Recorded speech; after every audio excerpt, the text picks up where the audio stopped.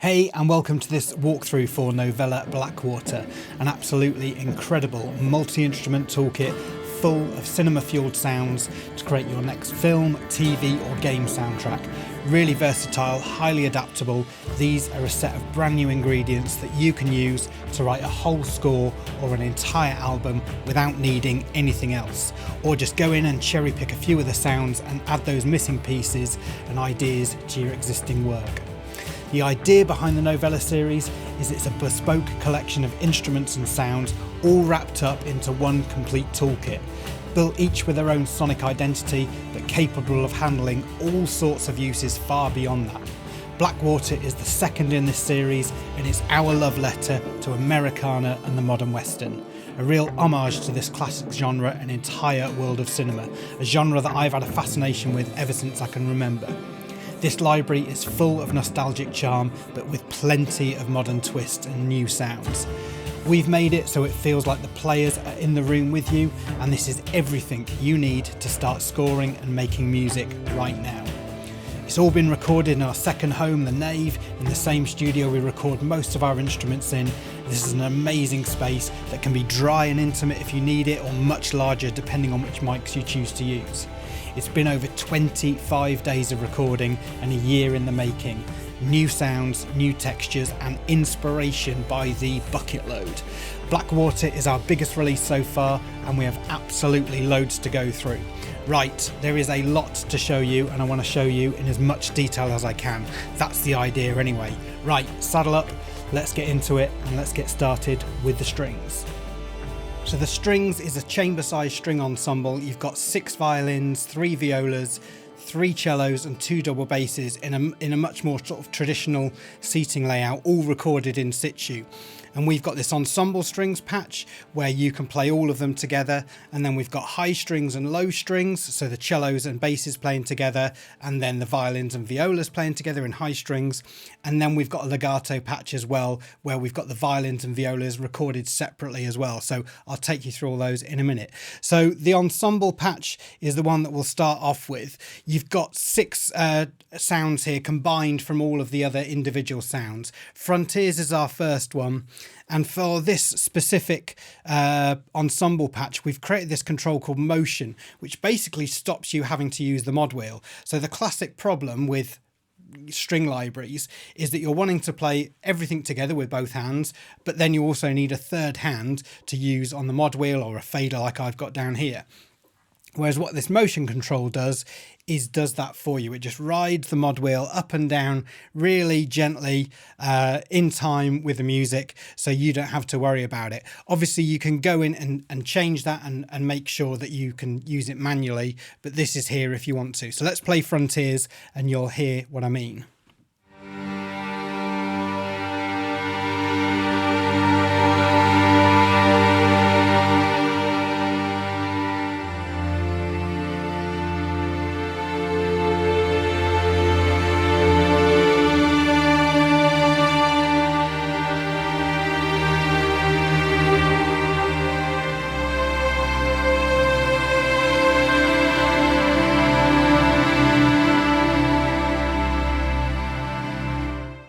So as you can hear there, it's just riding gracefully up and down. I've got it set to medium here, but you've got fast and slow options as well, which will tempo sync with your DAW's tempo, whatever it's playing at. So that's Frontiers. Fire's next.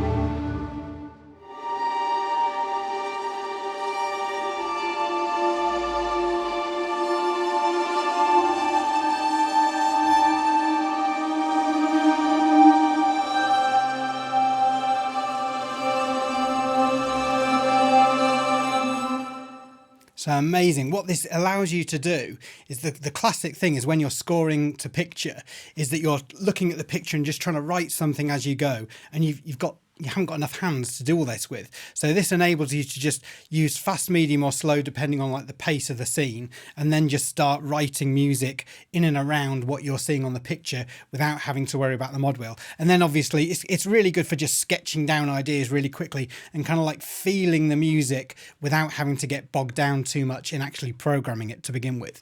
Let's move on to Flint.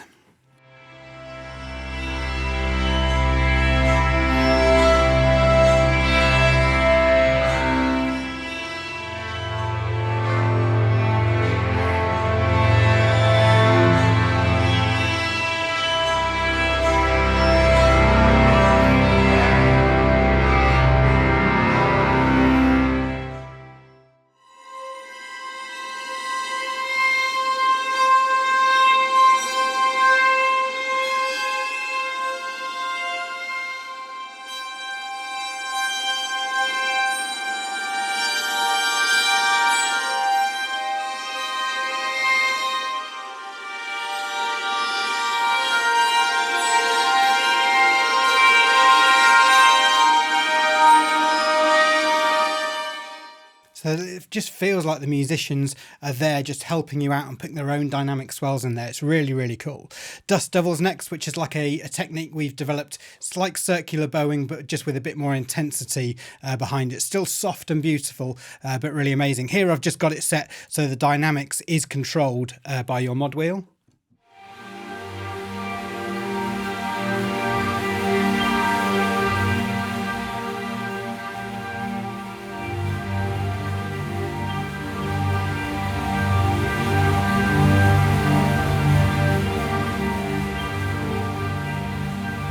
Like that, but if I set it to here, so it's set by motion, you'll see this control now changes. The fader does not work anymore, and now you can just set it to whichever one suits your music the best.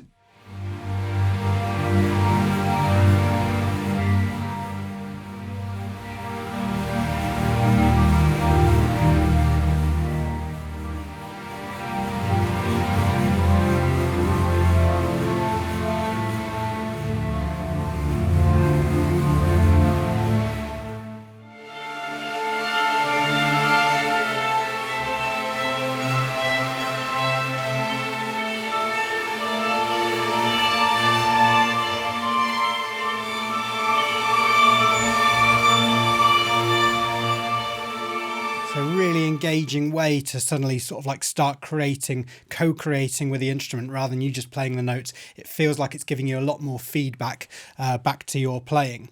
We've got these short hairpins as well. These are great.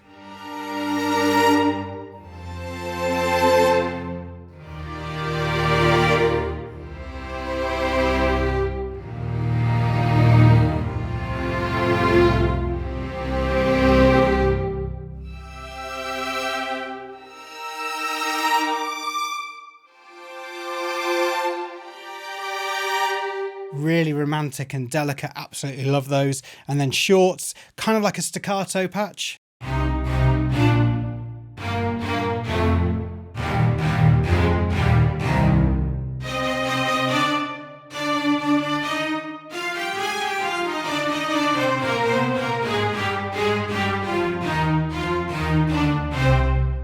Probably sound better if my playing was a bit more accurate, but you get the idea.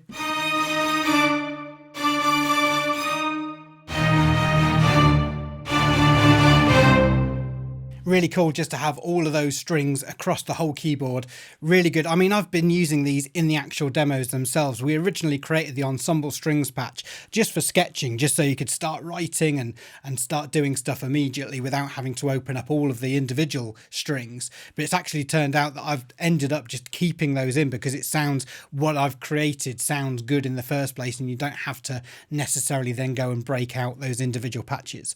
Anyway, let's get on to the legato next. So we've got, this is a lovely legato. I'm really chuffed with how these have come out. We've got violins recorded separately, violas recorded separately, and then low strings is the cellos and basses playing together at the same time but an octave apart, which is really traditional way of recording cellos and basses, is they're playing exactly the same part but an octave apart. So let's listen to the violins first.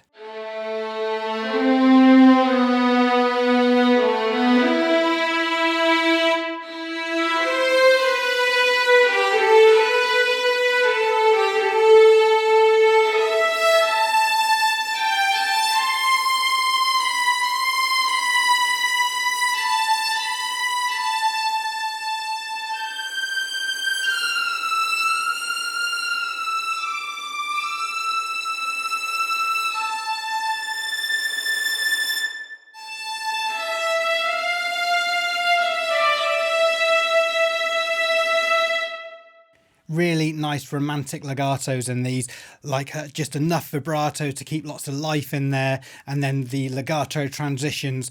As with Origin, we asked the players to play those transitions in the most natural way they would do for each one of those transitions separately. So none of the transitions sound exactly the same, and that's what we like because it gives that much more human, real, honest approach to the legatos. Let's listen to the violas next.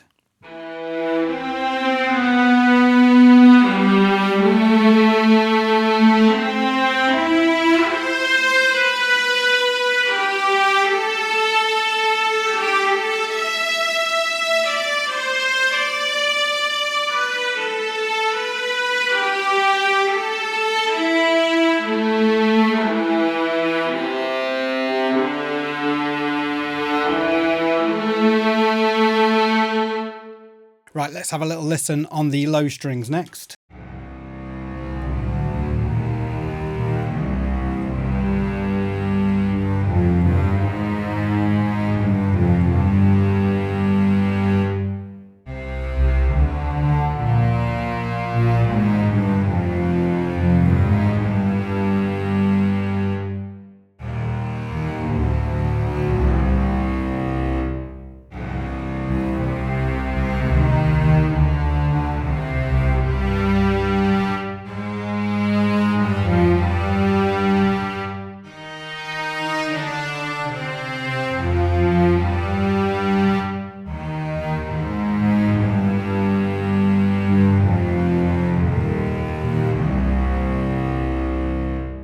Really amazing. Next, what I'm going to do is just show you a short piece I wrote with all of the legatos together, so you can kind of get a sense of how they feel when they're all played exactly the same time. Here I've got two versions of the violins, one of the violas and one of the low strings, just so you can see what that MIDI data is doing on screen.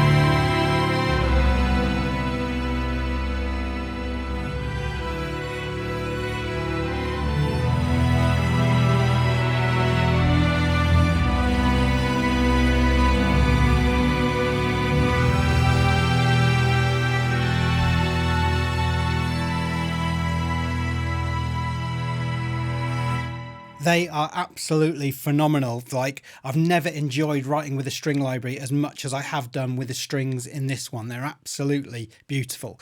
Right, let's look at the strings together now. So we've got, like I said, high strings, which is the violins and violas together, and then low strings, which is the cellos and basses together, recorded an octave apart. They've both got exactly the same articulations on both, so you can choose to play exactly the same thing on both. So Fire and Flint is the first one. I'm going to show you this on low strings first because it sounds unbelievable on low strings. So this is like two techniques with two different dynamic layers recorded, and you can use down here I've got CC1 for dynamics and then CC21 for timbre, which changes the timbral, the sort of like the tonal characteristic. The technique changes slightly as you move this timbral slider, and what you can do with this is create like these really rich, expressive, dramatic cues with them.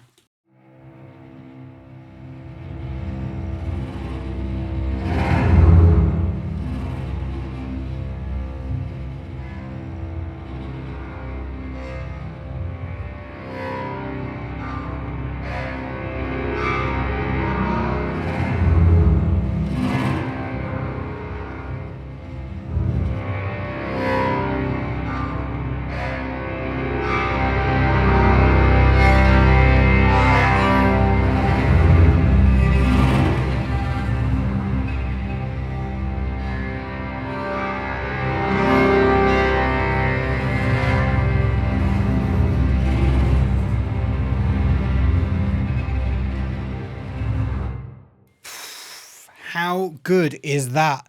Like, I'm just playing like 2 or 3 notes there and having so much fun. And I think what these are going to be really good for is those scenes where you need something to happen, but you don't want to swamp the music with too much activity. And these, you can like really push the emotion and the drama underneath the score that's happening. Let's hear them on the high strings next.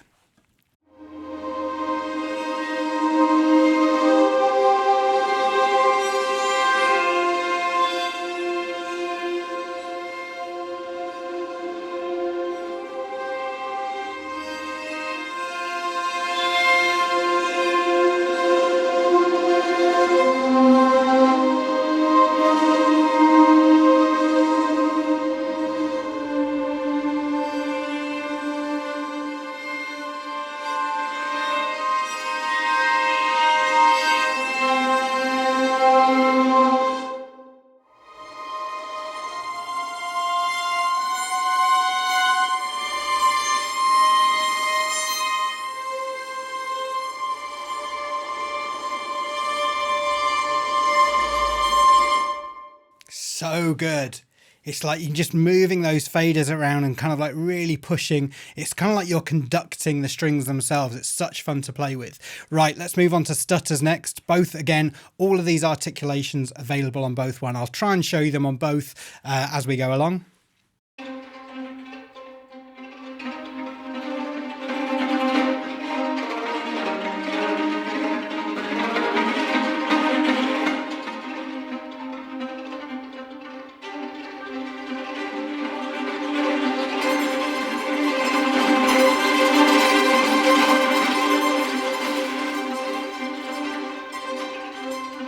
And this is like a spiccato effect where every single one of those players is kind of just doing their own random spiccato idea.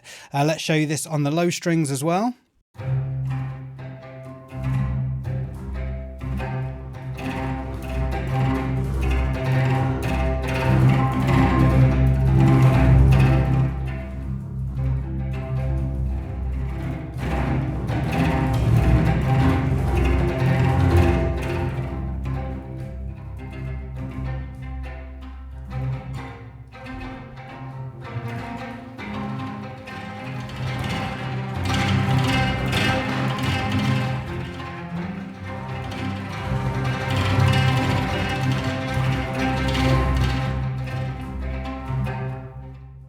Amazing. And as you could hear with the dynamics fader, CC1 or your mod wheel, as you're pushing that up, it's getting faster and a bit more furious as well. Absolutely brilliant. Right, Dust Devils next, which is our like circular bowing technique.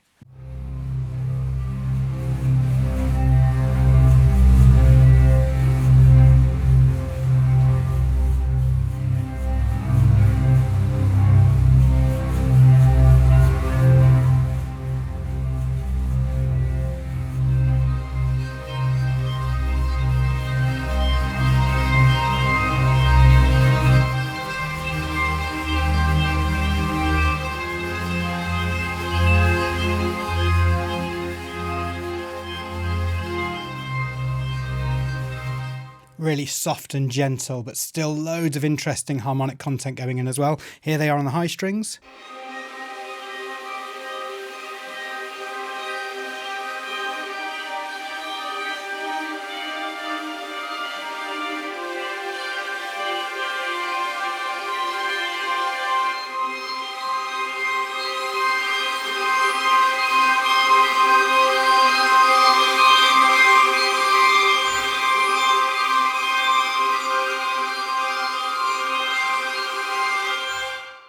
So such a useful sound. I think it's one of the best circular bowing techniques I've ever heard. We spent ages in the studio just trying to perfect that sound and get it to be exactly right.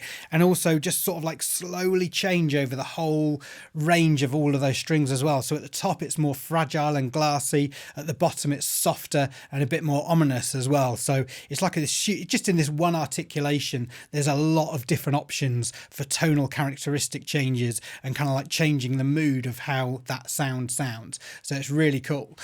Next, we're going to move on to these tremolos, and we've got 3 tremolos to play with. They've all been recorded at a specific BPM, but they will lock tempo with whatever your DAW's set at. I would choose the one that fits closest to it, obviously, but they will lock to whatever your DAW's set at. The most interesting one is this drifting tremolo here, which is set to 85 beats per minute. And what we got the players to do is we recorded this tremolo twice, one with a Sol Pont version and one with a Sol Tast version. And what you can do using the timbre slider is change where those players are playing it on the bridge. So it's really good for kind of like moving in between those or adding like little accents and pulses. I'll try and demonstrate that now on the high strings.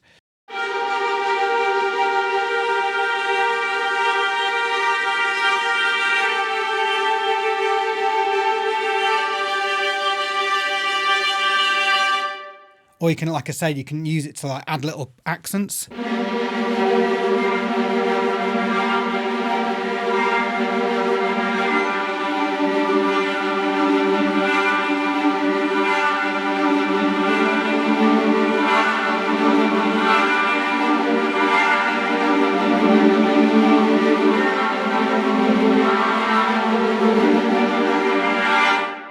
Really, really cool. I'll show you it on the low strings as well. And like, it's amazing that they're both tempo locked, but it feels like they're still playing in time because they are playing in time, but they're just shifting where they're playing on the bridge. It's really, really cool and really fun to play with.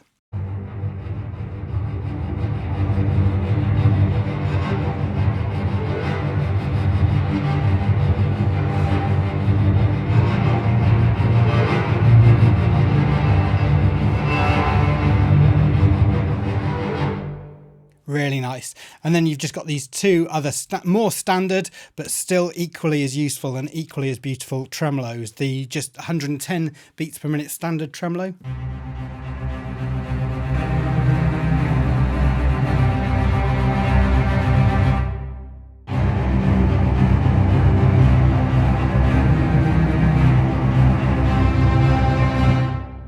And then finally the 150 one as well. This is 150, so it's recorded at 150, but it does definitely feel a bit more unmeasured and frantic.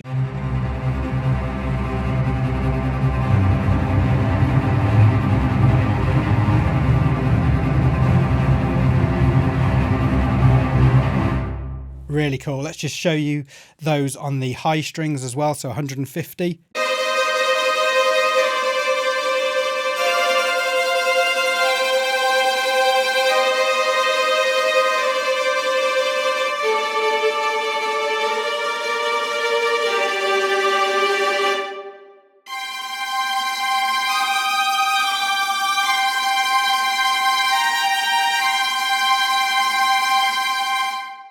And what those are, they are not locked in terms of when you play the key. So if you want them absolutely locked, what you should do is just quantize those notes to the grid.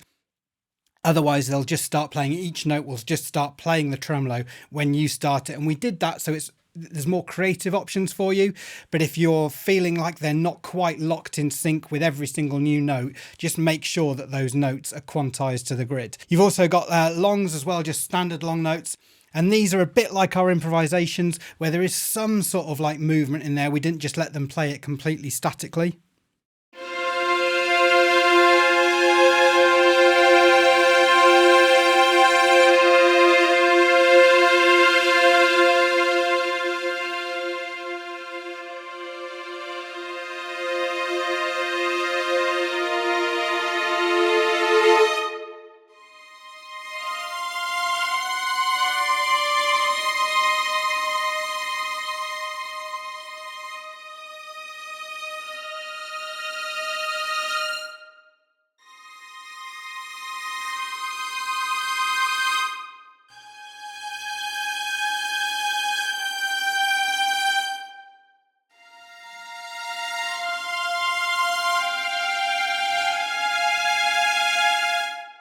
And on the low strings as well.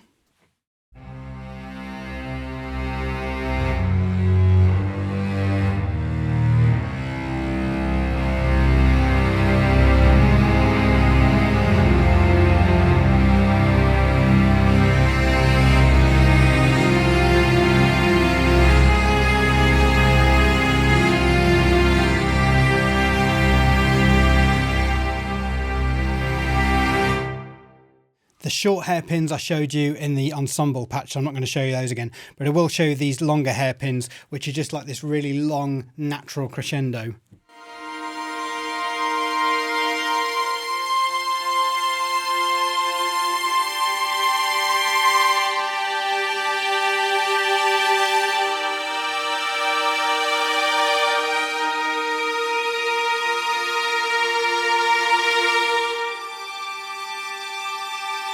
And the sync version of these is basically where the notes will carry on playing regardless of where you are.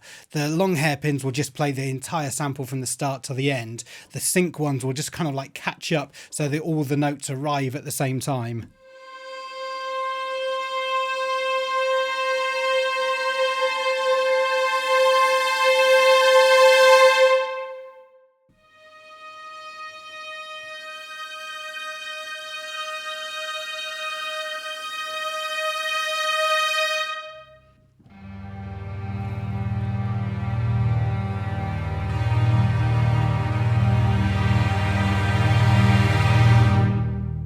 And then back bow as well, which is basically a Colegno technique.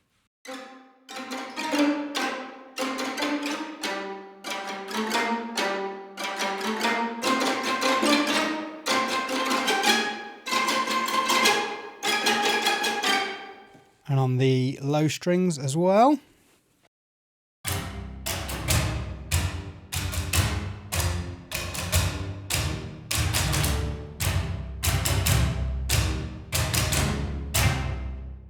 So as you can hear, with all those strings, there's already loads to get stuck into, loads of different options. And that's what this whole library is loads and loads of different techniques and lots of stuff to get stuck into, like a playground of different ideas and styles for you to use. But we are not done with strings yet. Next, we're going to move on to Deadwood, which is a solo violin made in the 1800s, so really period specific to the whole library, strung with gut strings, which creates this really fragile, human, earnest sound. Really difficult to play, really difficult to record, but I'm so pleased with how this sounds. It's really, really nice to play.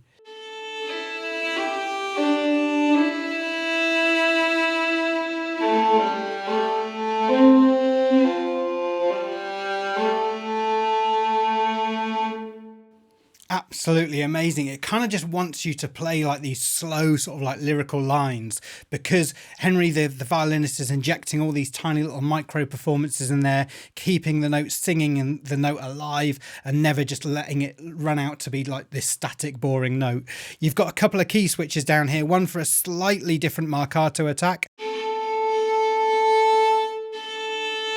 as marcato as you can achieve on gut strings, and then another one which is really, really useful, which is this bluegrass style bend that we've achieved.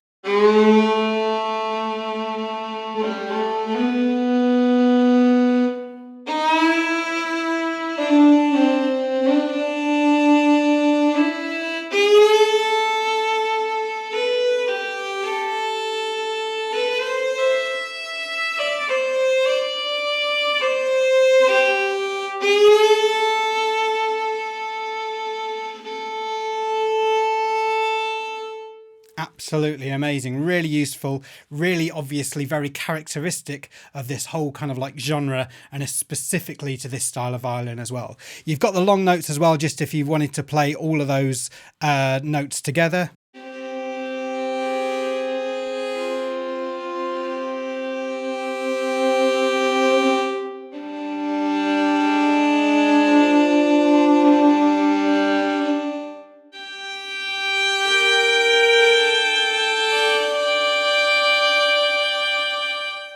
Still beautiful, still amazing. And then you've got these two drones as well, where drones, it's really characteristic again of this style of music, is to play dronal notes, where you've basically got two notes, an open string and another sympathetic string at the same time.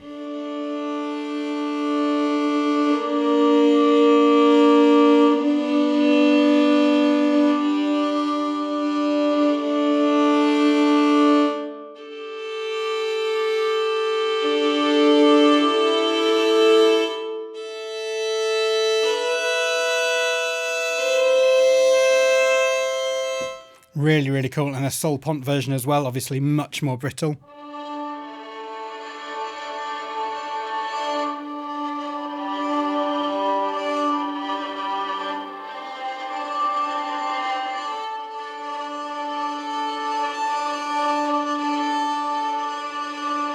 Really atmospheric, really nice, and very typical of this sound as well. So absolutely great to have those drones in there. Right, let's move on to Morgan. Morgan is a hand-pumped harmonium. You'll see it behind me in this walkthrough down there somewhere. It's something I've had for a long time, and when we were creating this library, I was like, yep, we've got to get this in. This is the perfect instrument for it. We've extended the range on this, so you're getting a much, much larger, way bigger than it sounds in real life, which sounds absolutely great. So just the longs first.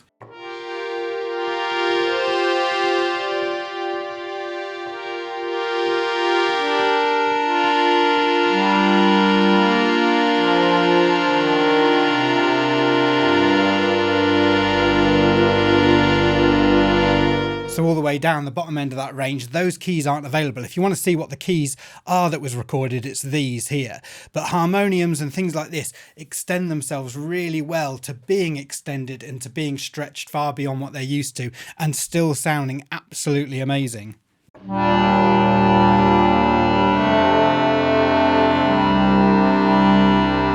Really cool. Next we'll move on to Yonder as well, which I think is my favourite sound out of all of these. And this is where basically we were just pumping the bellows really, really gently to get this kind of like undulating sound.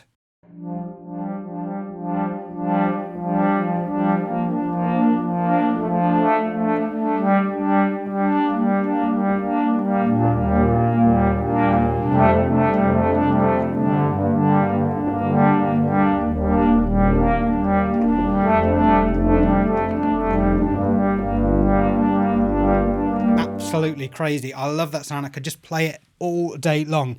You've got these mechanics down here as well for the key sounds. So this is what these sound like. The actual keys being pressed down, and the bellows separately as well. We've tried to remove a lot of the bellows sound, but we didn't want to remove all of it, otherwise it destroys the characteristic sound of a harmonium altogether. But what we did do is record the bellows sounds separately so you can add them in later. So they're down here, and you've got two speeds. And I think this does quite a good job of replicating what it's like to play a harmonium, where you've got one hand, typically your left hand if you're right-handed, playing the bellows, and then your other hand is the only hand free to actually play any music.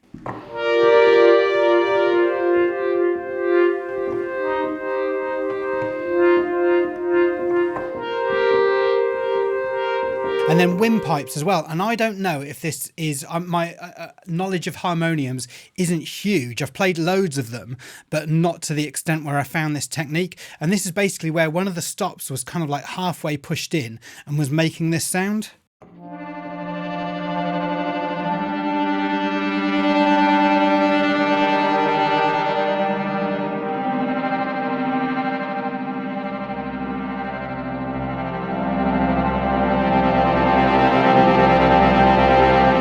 Last two are exhale and exile. And exhale is basically where we squeeze the bellows once with every single note push.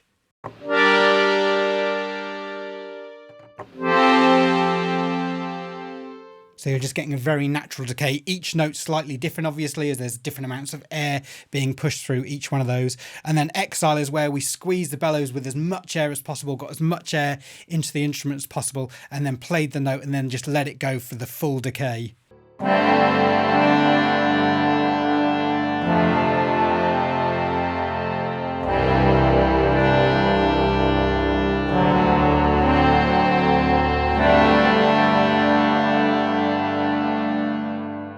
So it's really cool that that little harmonium behind me has been able to achieve this full range of sounds that we've got from it. It doesn't sound like this on its own. We've been able to push it far beyond what it's naturally capable of into these like big church filling organ sounds that sound really deep and full, and then also still maintain that same small intimate sound that you naturally get from these harmoniums. Right, onto the guitars next, and the first one is Outlaw, which is your classic Danelectro twangy American guitar sound.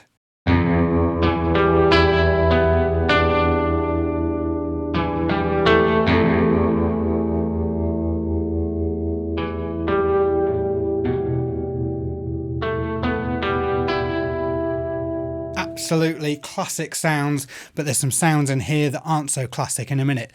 Recorded through Fender Pro Reverb amp in Studio 2 in the Nave, so a very dry, controlled sound.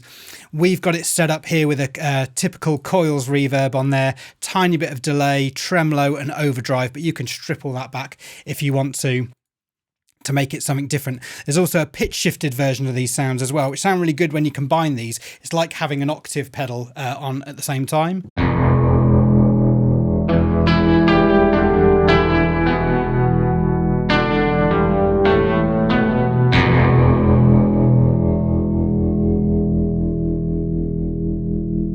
Really deep, dark and ominous. You got these palm mutes as well.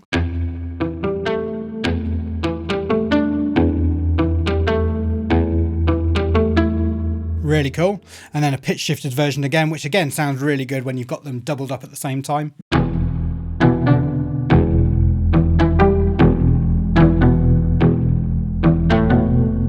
Or really cool just on their own for like a more of a bass sound.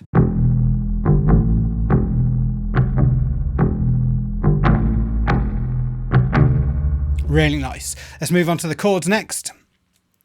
Push the reverb and the delay a tiny bit up, and then so down at the bottom here you've got several sounds. You've got major, minor, suspended and sort of like more power chords as well.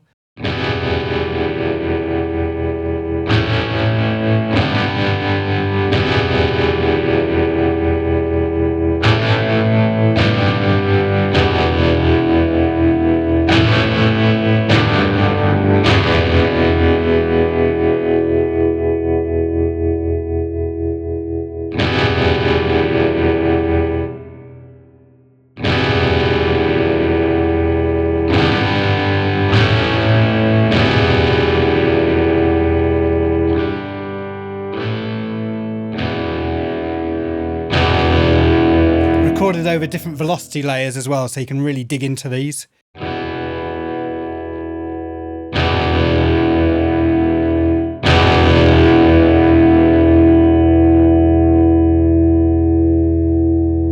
Loads of sustain on these as well.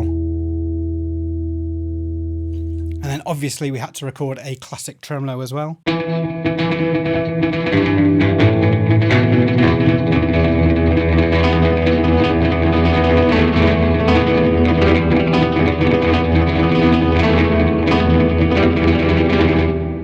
Really cool. And then these coin tremolos as well.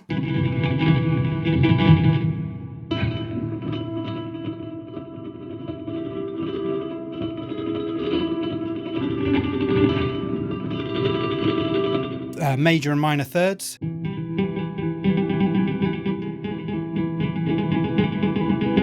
then fourths and fifths, which are really cool.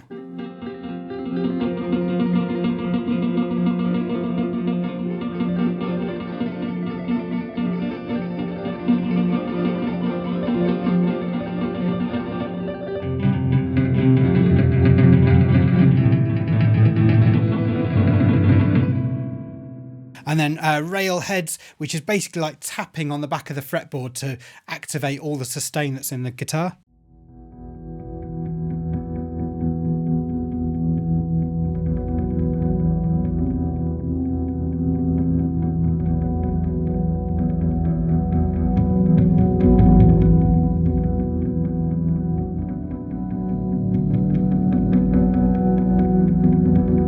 And then there's a slightly more metallic one as well.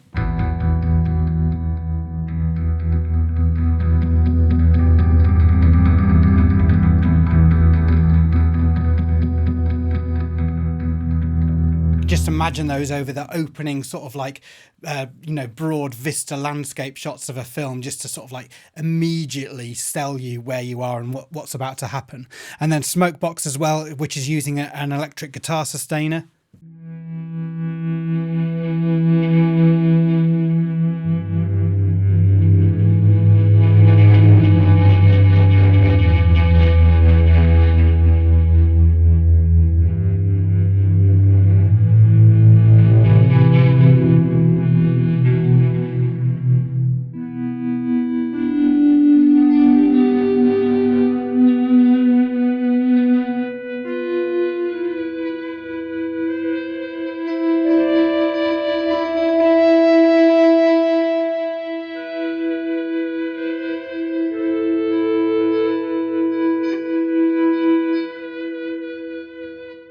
Right, onto Rails next. And Rails is a solid body Tele guitar, a much softer version. We recorded this with a much smaller Fender Tweed amp, going through a different cab to get this really unique sound.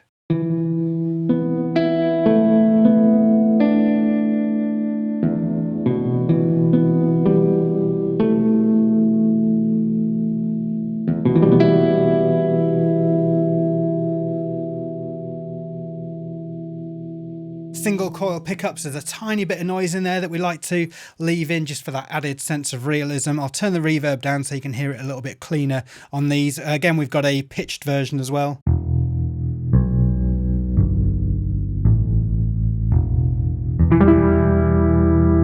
Again, sounds great when you've got both of them together.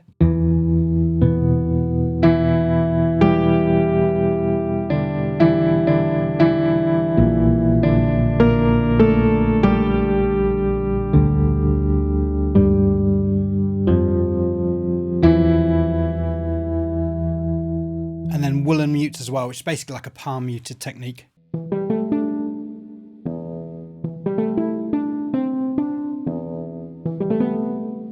And then a pitched version as well. I'll play them both together.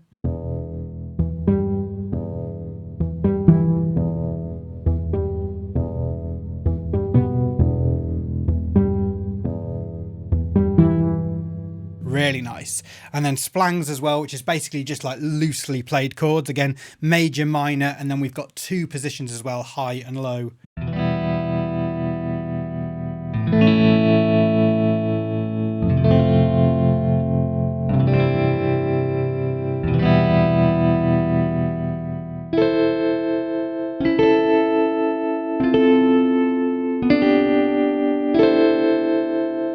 Obviously, we need to get some harmonics in this guitar as well.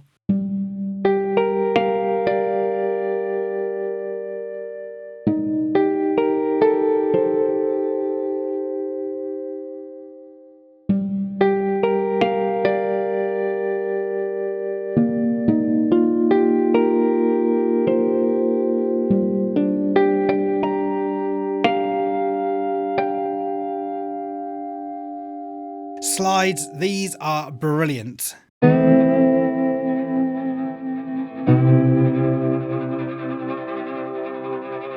Bit of a bend on there. The harder you play on the keyboard, the bigger that bend is. So if you play gently, you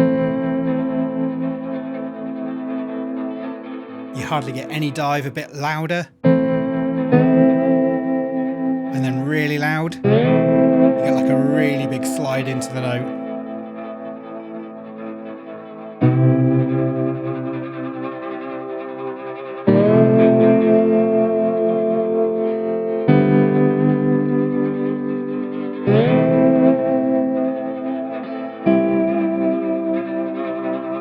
So good. These sound really good when you put a big reverb on here.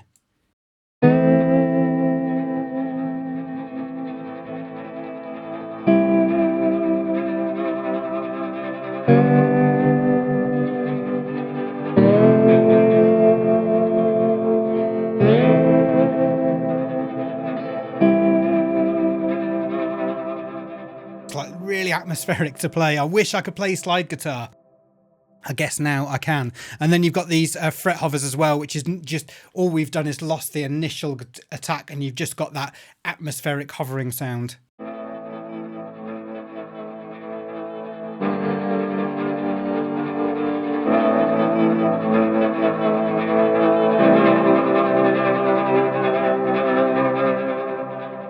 If you wanted that again, just instant atmosphere, absolutely amazing.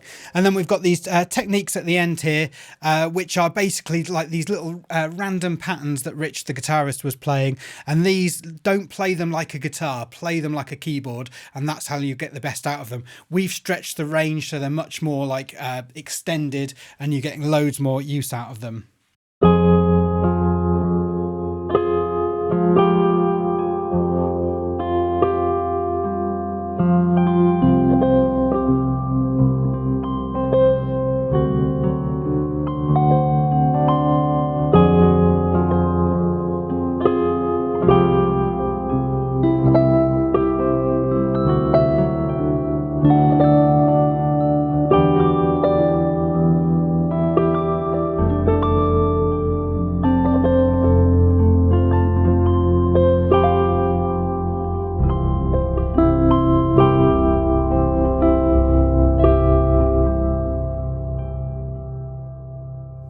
So good. Yes, so good. And then you've got a reverse version as well.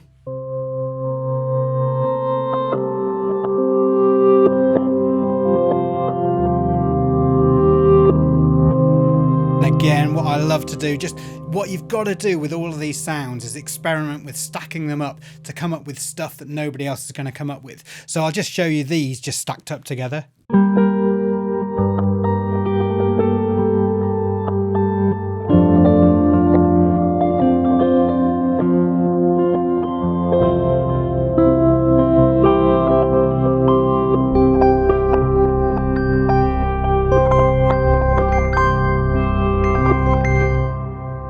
Beautiful.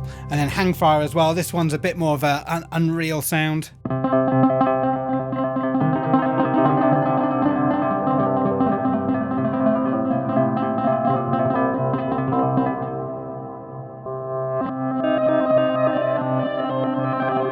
And then Transpitch as well. If you don't know about our Transpitch, this is included in almost all of our instruments now. And this is basically where you're pitch shifting stuff down, but then keeping the same key center as well. So I'll try it on. Let's go back to this one because this is one of my favorite sounds of the whole library.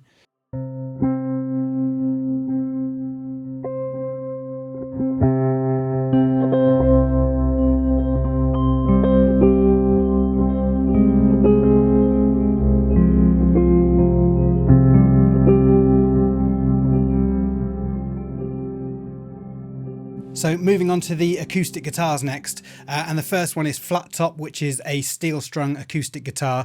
This is a Gibson, and when we were looking for guitars for this, it took ages to get this one sorted. We were A-Bing loads of different guitars in the studio, trying to find the right one, and then eventually a close friend of ours heard about the project and said, do you want to borrow my really expensive, really old, really nice Gibson acoustic? And we were like, yes, please, it sounds great. We'd heard it before. And then when we got it into the studio and A-Bing them against all the others, we were like, this is the one. We've got to get this one down. So much so that at the end of the day, everybody just wanted to take the guitar home because it was so nicely sounding. This is what this sounds like.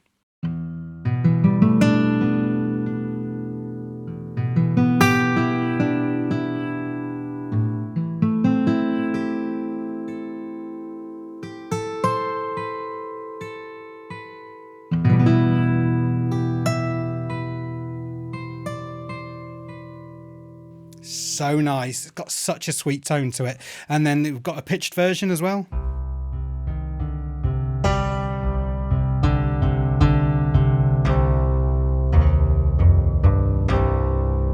Again, really nice. I really recommend with all these guitars that you double up the pitched versions with the standard versions.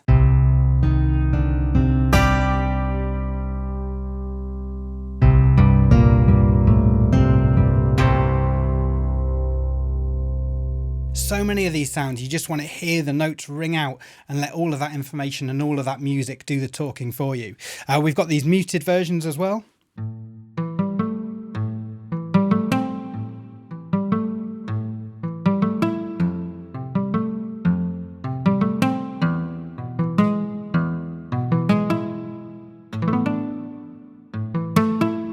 And the pitched version.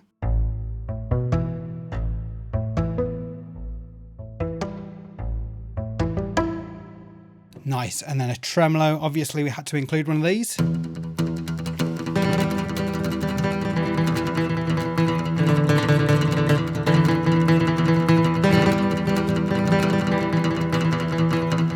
I've got it here with a steel reverb on. I think this is one of the best types of reverb to use, like a plate reverb for acoustic guitars. I absolutely love them. Unison drones. This is a lovely technique.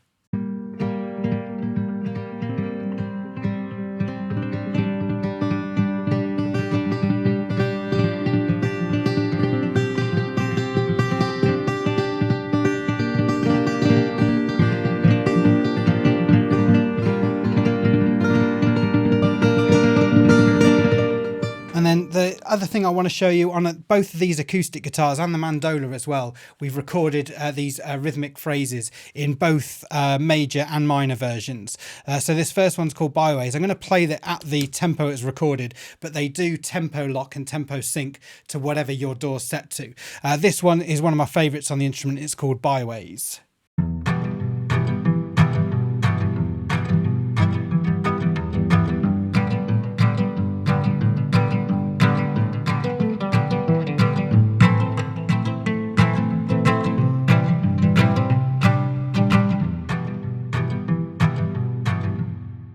The yellow key switch at the bottom here is basically when you want it to end, we've got it so that it actually naturally ends and doesn't just kind of like fade away. And there's like a bit of a natural ending to it. Let's show you a couple of these others as well. Stourbridge is really cool.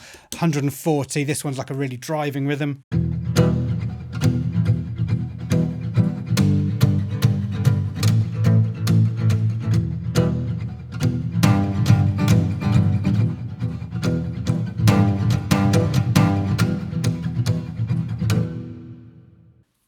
So this next acoustic guitar is called Nomad, and this is what I call a corner guitar because it sits in the corner of the studio and everybody plays it, but it never gets any love and nobody actually likes it.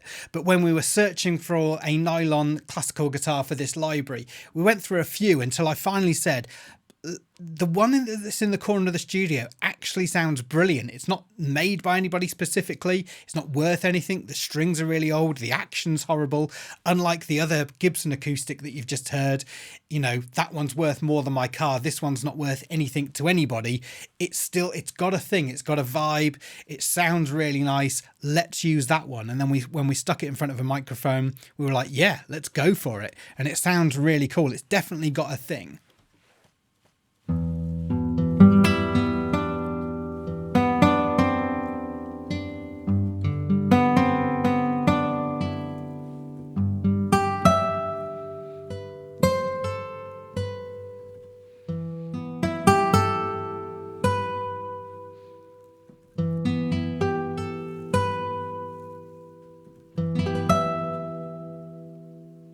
Along the bottom here, you've got all these things called wends, which are basically these unmeasured, untimed, so they're not tempo synced, and they'll fit into loads of different varieties of music. But they're basically like these noodling patterns that we developed for it. Really, really nice to play.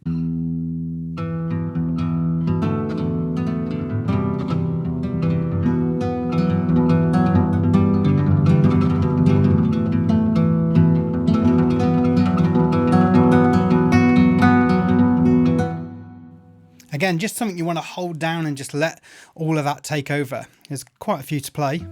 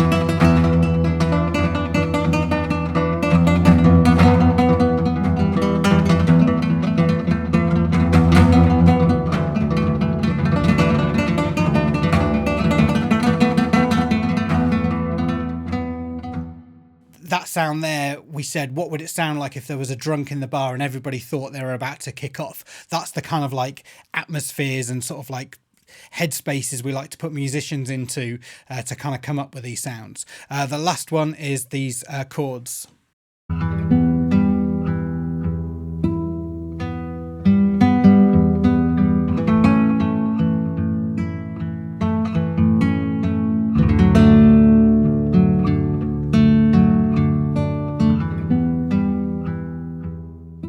And then I'm going to show you on the last thing on this instrument again is these rhythms that we've got. And again, these are tempo locks. So this first one's at 100. So I've got the DAW set to 100 and they will tempo sync to whatever your DAW's set at. But we would again recommend that you use them in and around roughly sort of like 10 to 15 BPM around where they were recorded.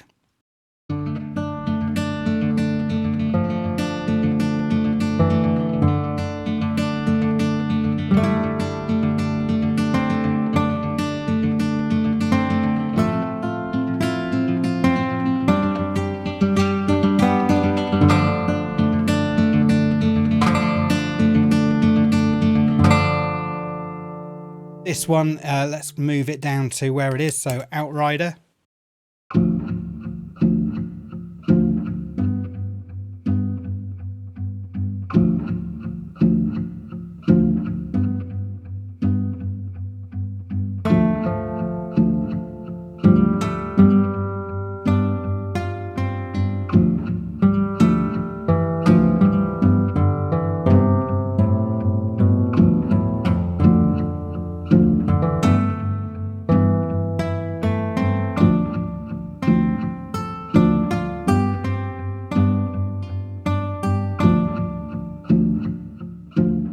Juniper is basically an octave mandolin, but strung and tuned like a mandola. So an octave mandolin is tuned one octave lower than a mandolin, and a mandola is somewhere in between those two. So it's got all of the body and the depth of an octave mandolin, but still got that nice attack and airy quality and percussiveness that a mandolin has.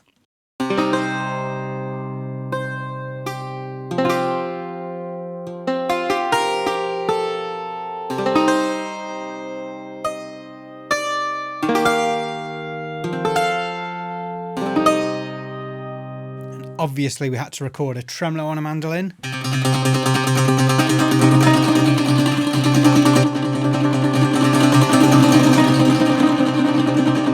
And we've got this tremolo storm as well, which adds more and more mandolins as you push the mod wheel up.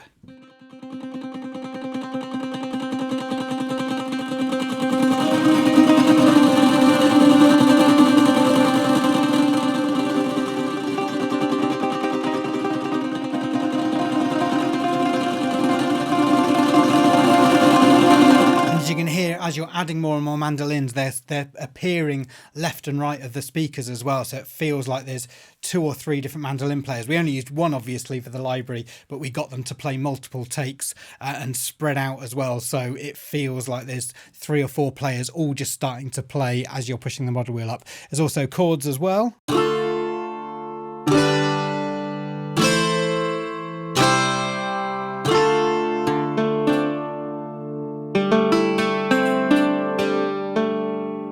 Right, I'll play you one of these rhythms, which is called Sagebrush. This one was recorded at 120 beats per minute.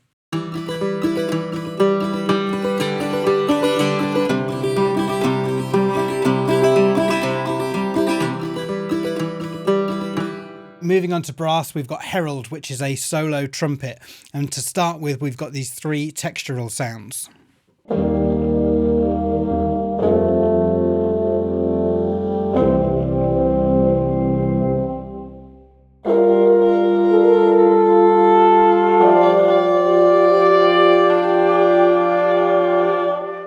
Absolutely amazing. We've got this, I've got it set to the extended version. This is the standard range that the trumpet was recorded at, but it lends itself so well to being stretched, and these textural sounds sound really good when they are being used outside of their normal range.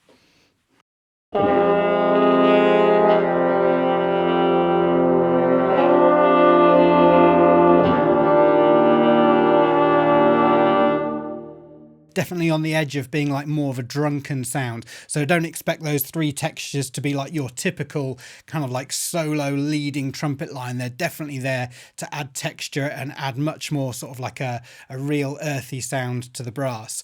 Unlike these other ones, which are definitely more traditional. So you've got short sustains,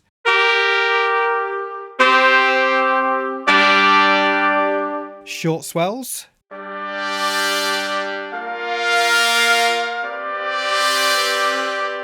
and long swells.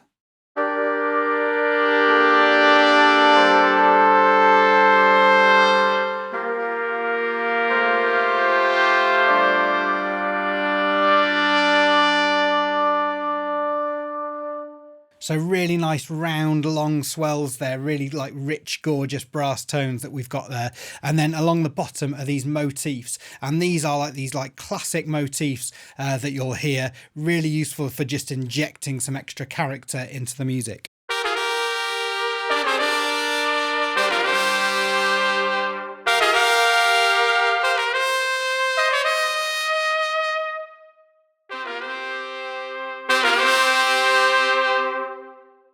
And then this one.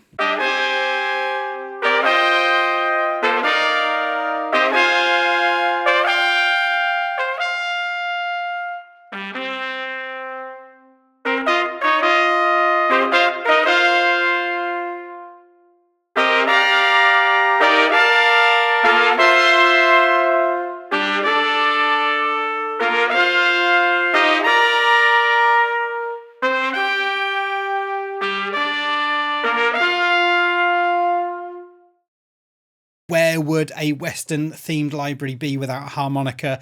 The harmonica player we got had every single key available, so we managed to get a huge range. Normally harmonicas are quite like stunted in their range, but he had them all, so we managed to record absolutely loads on this one.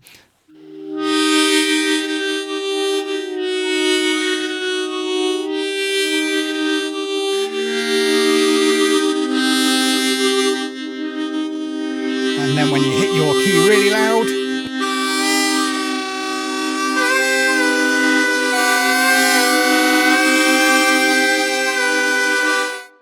you're kidding me, they are so much fun to play.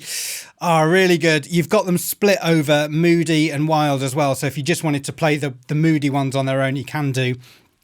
This one's velocity activated, so the louder you play, the more wild they get. You've also got a range of chords as well.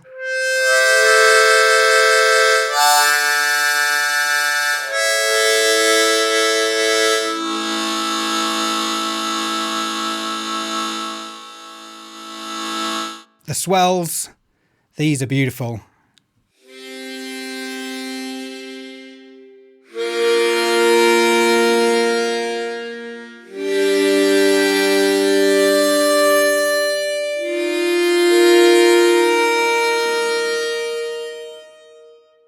Yeah, those swells are really nice, how there's just like a nice subtle tuning variation as the air's being forced in and out of the harmonica. And then because we recorded all of the different keys on the harmonica, there's actually quite a lot of real estate to play them on the keyboard as well. Right, onto slow bends.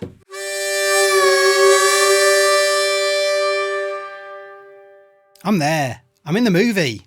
I'm on a horse. I'm thirsty. I'm tired. I don't know where the next town is. I've got a dog on one side. I've got a gun on the other. You're in it. You're in the movie. Fast bends.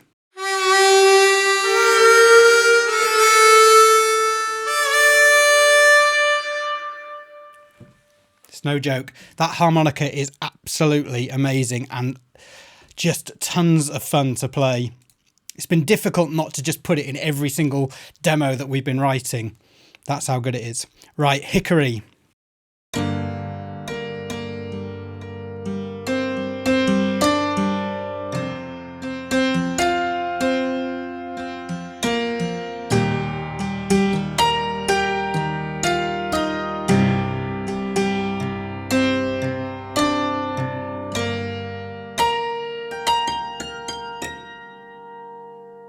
So tack pianos typically are made from brass tacks shoved into the felts of the piano just so you get that more piercing sort of like percussive sound. And they did this basically before amplifiers were a thing because bars and saloons were getting loud and rowdy and the band needed to be louder than all of that ruckus and try and make much more of a bigger sound.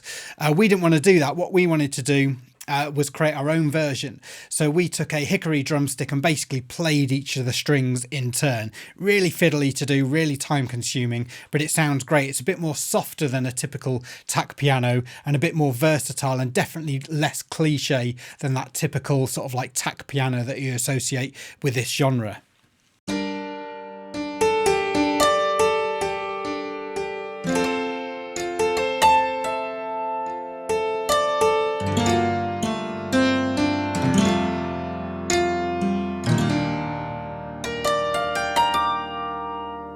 There's this hickory octave version as well, which basically adds the note that you're playing but an octave below. So you're basically playing two notes there, but you're only playing one note on the keyboard.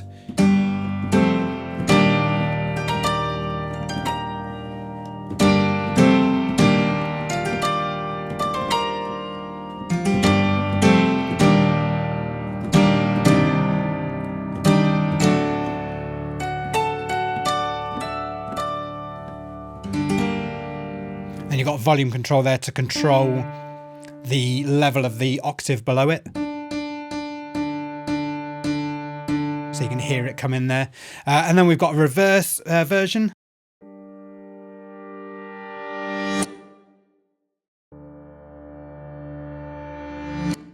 It's really nice to have this, because normally what you want to do is obviously reversing piano to get it to like transition into another segment of music is a really common idea, but it's really, really useful and one that's kind of like universal. And what you end up doing is recording the piano and then bouncing that down and then reversing it, and then you've just got this other thing to play with, and then if it's not the right length, all these kind of things is just annoying. So it's quite nice just to have it built into the interface as this thing that you can just play.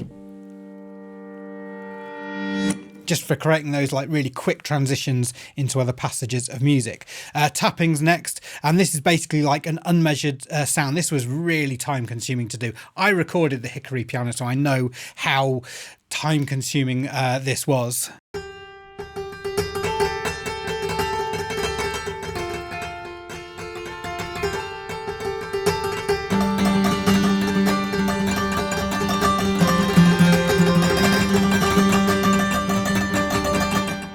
And then we've got a version which is using the mod wheel. So this is basically adding multiple layers of this tapping sound effect onto the keyboard.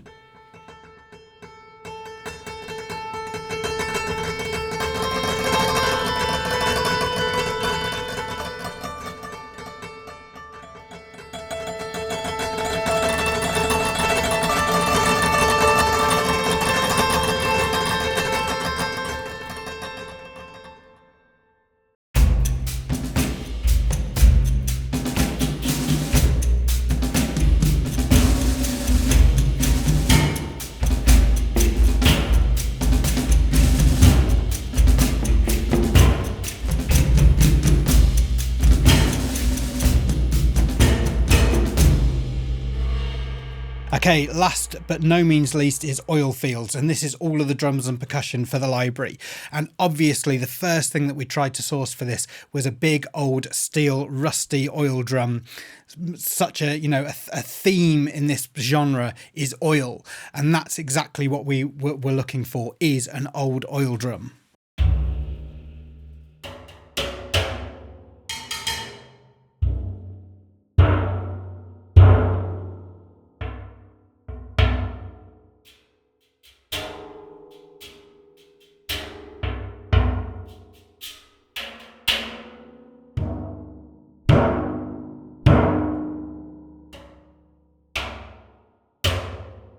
Again, we can pitch shift these, tune them down, put more reverb on there to make them even bigger and larger.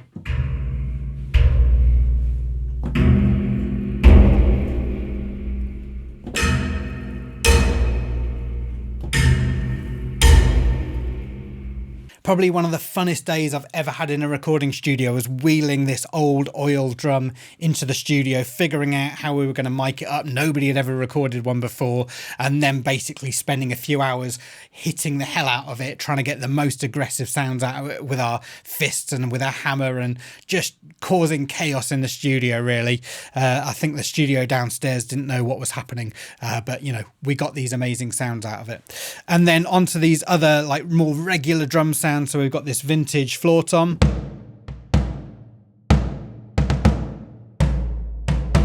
dampened and undampened versions, and you can tune them separately. So this tuner works independently on each one of these drum sounds. And then some snares, this military snare that we found. And then we've got a roll as well.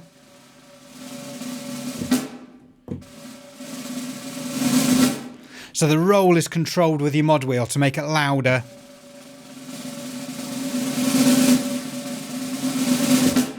And then it's choked just using the normal snare sounds. Then you've got some flams and drag.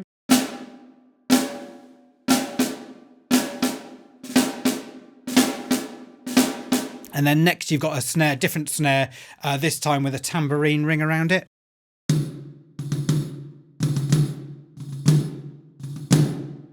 And then this hand drum, which I've had for ages. It's like a steel hand drum with skin over the top of it. And then the cymbal stack.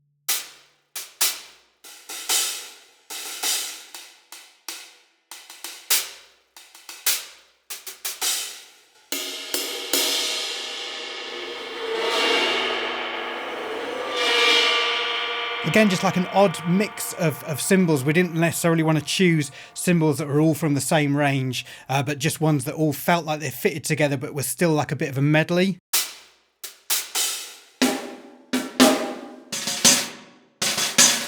And this is a cymbal on top of a snare. And then onto these, and again, this is like a classic sound from Western libraries. A jaw harp. I've no idea who recorded this.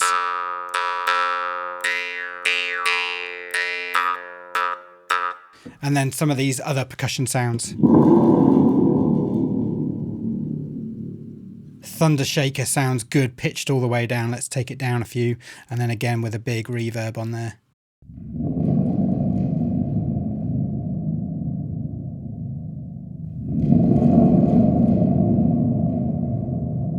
Maybe that's too much. 6 semitones is a lot. Again, really atmospheric. Let's put it back to normal. And then just a couple of these shakers.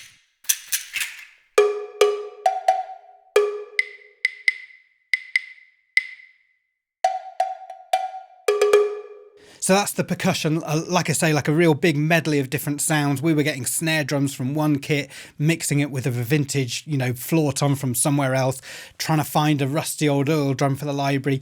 This drum that I want to use that I've never sampled before, let's make a cymbal stack, let's use this seed shaker. Like a real, mixture of different sounds, but all recorded in the same space by the same people at the same time. So it feels cohesive, even though it's this big medley and big wash of different sounds. Really, really versatile. And that's what I'd say about the whole library, is it feels like this, just like loads of different sources of inspiration, loads of different sounds from all over the place, but they all work together. You can pick and choose which ones you want to use. You haven't got to use them all. I mean, it's been so difficult to write the demos because you'll be going, I can do something with that. I can do something. I've got a folder of about 25 demos that I've not finished because I've just been going, here's an idea, here's an idea, here's an idea, and not knowing which one to kind of use next. Maybe I shouldn't say that about this library, but that's what it's like, is just like you're coming up with ideas all the time from it. From the minute the first sounds came in, people were writing demos. I was like, that's just the high strings. Can you just wait until everything's finished? And they were like, no, I've just written something. And I was like, that sounds great.